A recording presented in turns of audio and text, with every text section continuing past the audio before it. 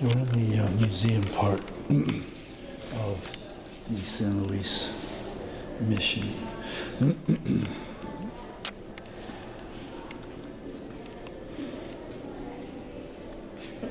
The Council House. The Council House represented the community center for the Apalachees at San Luis.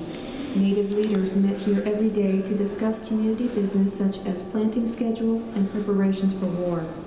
The Apalachees also had nightly dances in it and often ate their evening meal here. The Council House at San Luis, which held between 2,000 and 3,000 people, is the largest historic-era Indian building ever found in the southeastern United States. El Ayuntamiento. El Ayuntamiento representa the Central Plaza and Gold Post. The Central Plaza was a focus of Apalachee and Spanish activities at San Luis. It was used for public markets, military drills, and religious processions, and was also the site of the Apalachees ball game. The only equipment used by the ball players was a small clay ball covered with buckskin and a goalpost located in the Central Plaza. La Plaza Central y el poste de la portería. La Plaza Central era un foco para the Chief's House. The Chief's House at San Luis is the largest native residence ever found in Apalachee Province. The paramount leader lived here with his family and attended daily meetings in the nearby Council House. The size and location of the Chief's House and Council House, both of which were most closely associated with the chief, reflect his power as a leader and the importance of San Luis as a village. La Casa Apalachee Hamlet. Most of the natives who lived under the jurisdiction of San Luis did not live on this hilltop. Much like their prehistoric ancestors, they continued to live in the surrounding countryside, in small hamlets and farmsteads close to their fields. However, they remained closely connected to the mission center as the church bells marked out their days, and they rarely lost sight of their imposing council house on the distant hilltop. Las Aldeas, the ravine. The ravine in the northeast section of the town center was undoubtedly one of the primary reasons the Spaniards selected this hilltop for their western capital. Deep springs in the ravine flowed year-round, supplying water for people, crops, and animals. El Barranco. Fort Complex. A series of blockhouses were constructed at San Luis over the 48-year occupation of the site. Archaeological evidence suggests that they were all built in approximately the same location, at the north end of the mission center. The blockhouse, indicated here with white lights, is modeled after the final and largest of San Luis's blockhouses completed in the 1690s. It was a large, two-story building, constructed of wattle and daub. The palisade, lined with green lights, was not constructed until the final blockhouse was completed. This was just a few short years before San Luis was burned and abandoned. The wall stood approximately 11 feet above the natural ground surface and probably had a series of gun ports and gates. The palisade was backed with an earthen embankment or firing platform. A dry moat, indicated with blue lights, surrounded the fort palisade. Although it was only between 3 and 5 feet deep, it was a common practice to plant dry moats with thorny plants, such as prickly pear cactus, making them very difficult to cross. Notice the red lights where bastions were located. Only 3 bastions were identified archaeologically at San Luis, although the 1705 Landeche map indicated 4. Bastions served as lookouts as well as gun emplacements. There were ramps leading into the elevated bastions to facilitate the placement of extremely heavy cannons. Yellow lights highlight the covered way, also referred to as a covert way. It was a path to the ravine that could be defended from the southeastern bastion of the fort. This feature was critical since it ensured access to water even if the fort was under siege. La Fortaleza, the 17th century road. The 17th century road, or El Camino Real, stretched across North Florida from St. Augustine to just west of San Luis. It roughly paralleled today's U.S. Highway 90. This mission road was used by both Europeans and Indians who traveled it on foot and horseback. Sometimes ox carts transported large quantities of supplies and trade goods. El Camino the religious complex. The white lights outline the Franciscan church at San Luis. It was the religious center of the community. We believe it was elaborately furnished since no expense was spared on the house of God. It contained paintings and statues and was probably home to one of the 2 gilded altar screens and one of the 2 organs that were sent to Spanish Florida. The others were sent to St. Augustine. The friary, outlined with blue lights, was home to San Luis's friars and a lodging for religious visitors. It also contained an office for parish records, a classroom for religious instruction, a chapel, storage areas, and perhaps an infirmary. The front parts of the friary were probably open to the public, while the back rooms were likely private. Prior to services, friars probably exited from the back of this building and entered the rear of the church where the sacristy was located. Notice the red lights along the covered walkway. This provided shelter between the friary and kitchen in poor weather. Since the residential end of the friary was closed to the public, native servants carried food to the pantry located next to the dining room. They may have used a small opening or pass-through for delivering food directly into the dining room from the pantry. The kitchen, or cocina, indicated by green lights, was primarily the domain of native women who worked in the service of the friars. They cooked meals, washed clothes, and probably tended kitchen gardens and raised barnyard animals nearby. This kitchen is the only structure at San Luis that contained evidence of a stove. The yellow lights signify the Stations of the Cross. These represent the Passion of Christ. Today they are generally represented as paintings inside churches, but prior to about 1730, they were typically located outdoors. There is documentary evidence that the Stations of the Cross at the Apalachee missions were located around the central plazas of mission villages. El Centro Eclesiastic. You are here. You are standing in the former living room of the James Messer family home. This was also the location of the northern edge of the 17th century Central Plaza. Although there are no maps or sketches of the plaza during the mission period, it is likely that a public building or residences of important Spaniards were located here. All right, and this section contains voluminous artifacts that were found during excavations. We're not going to be able to see them all or explain them all, but these drawers all contain very well presented pieces of artifacts that were excavated here. Phenomenal, just phenomenal.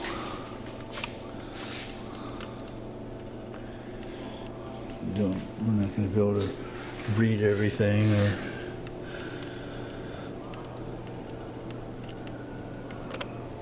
slowly view everything.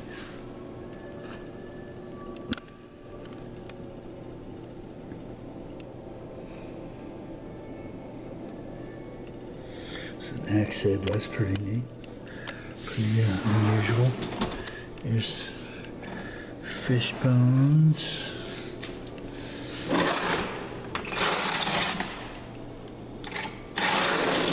Fish bones as well.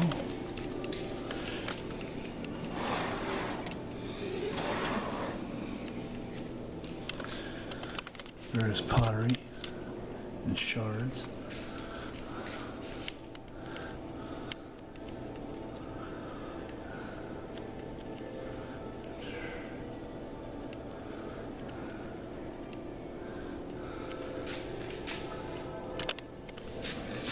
Try to get this in case I want to read it later. I can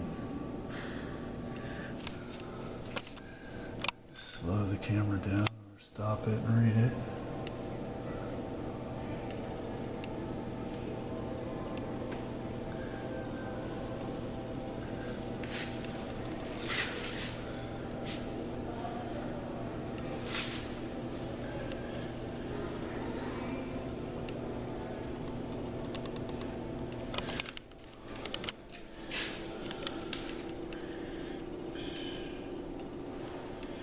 They obviously found an incredible amount of artifacts on this site. And this particular wing is all that. It's all the artifacts they found. This is all involving the fort.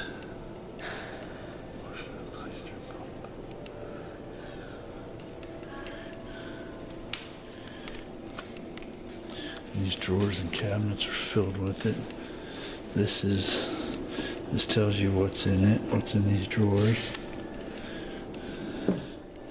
Just amazing stuff.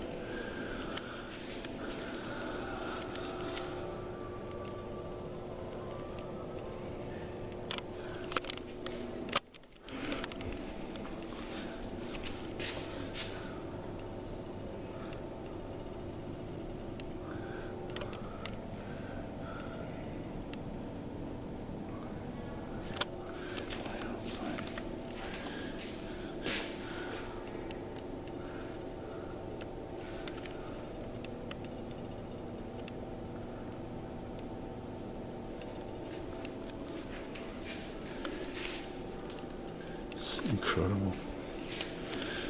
Just amazing the lengths that they've gone to preserve this stuff.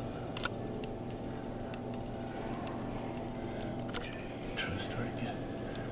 Go slower in case I want to stop it.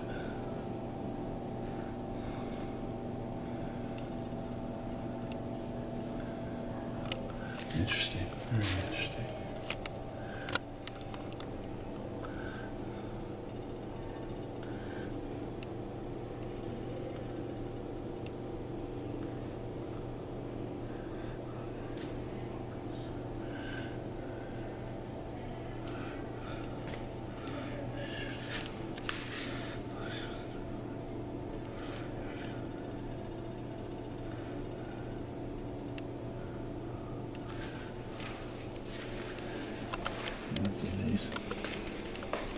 Here are some of the other artifacts that these are from different, they're not from this particular site.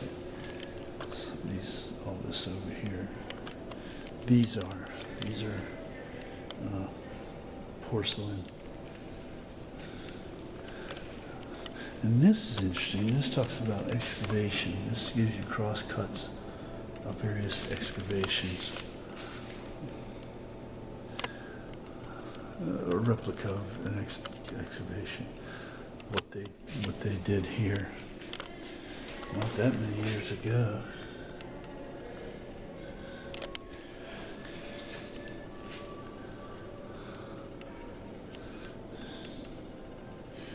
Incredible. This is the excavation of the church.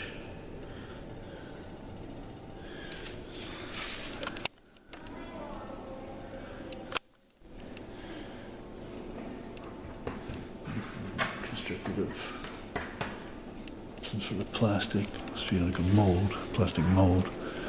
Here's some of the artwork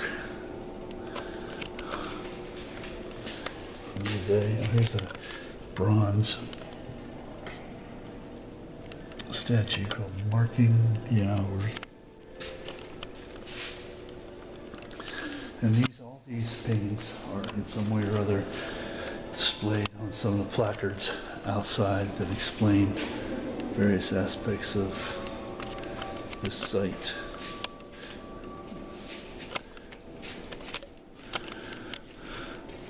And that's going to pretty well cover this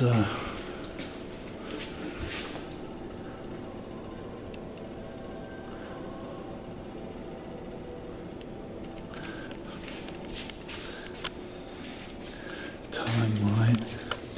Diaspora. This is interesting but completely undocumented aspect of this. But once this was burnt to the ground and everything, these people were left to their own devices, and they were literally scattered to the four winds, never to regain their area, their homeland, who they were. It says most of the Apalachees from Mission San Luis moved westward, accepting an offer to live in French-controlled Mobile. 63, most of these relocated to parish in Louisiana. Today, 250, 300. The Tallahassee Band are the only documented descendants of any of Florida's prehistoric native population. That's interesting, because it was said somewhere that I read earlier that the Apalachee were the most culturally advanced of all the native, all the Indian tribes native to Florida. So including Tocobaga, Miccosukee, Timucuan, on and on and on. These guys were the top rung of that ladder. Interesting, very interesting. So we have an amalgamation, a clash, if you will, of European culture in the Spanish and native culture in the form of the Apalachee. Now we're in the main visitor center part. And we're going to shut it down and head on down the road over to see the